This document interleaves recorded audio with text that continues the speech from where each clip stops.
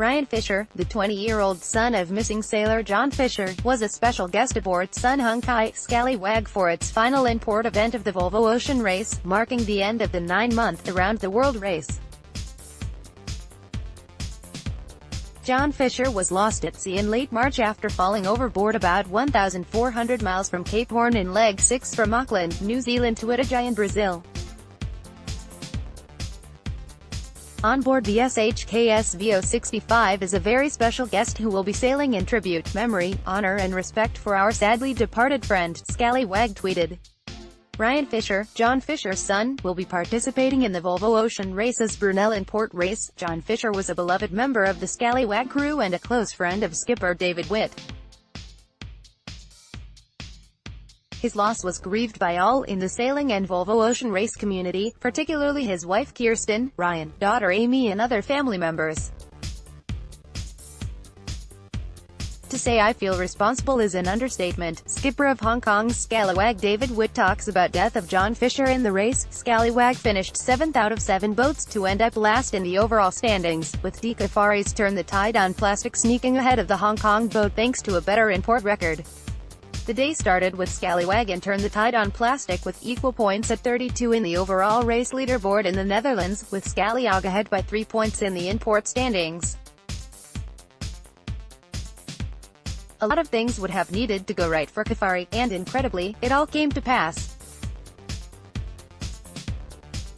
It didn't look good early when Turn the Tide on Plastic was penalized for not keeping clear of Team Akzenoble on a close cross. But at the next mark rounding, Scallywag hooked onto the mark, and was stopped while the rest of the fleet sailed past. Eventually they freed themselves from the mark, but by then they were well behind and running out of time to catch up. Missing sailor John Fisher, likely unconscious before he hit the water. Crew of Hong Kong-owned boat release timeline of events. The last place result for Scallywag, combined with a hard-fought 4th place finish for Turn the Tide on Plastic, means De Cafari's team sit in 6th place for the first time in the race. We had a good race, we even took a penalty today. But we had very good boat speed, made some good calls, and thankfully there were a couple of boats between us and Scallywag, an overjoyed Cafari said. It's the best way to finish the campaign for us.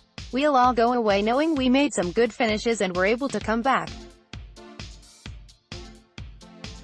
People didn't know if we could do it, but we have, and it's just rounded it all off to finish like this.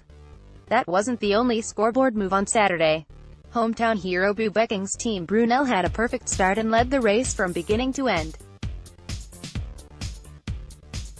Scallywag sailor John Fisher missing, search operations underway after man overboard incident on Hong Kong boat. Spain's Mapfre won the in-port series with 64 points ahead of China's Dongfeng on 56. They were followed by Team Brunel 50, Team Akzenoble 50, Vestas 11th Hour Racing 35, Turn the Tide on Plastic 25, and Scallywag 25. Dongfeng won the overall title ahead of Mapfre, Brunel, Akzenoble, Vestas, Plastic and Scallywag. Additional reporting by Peter Rush.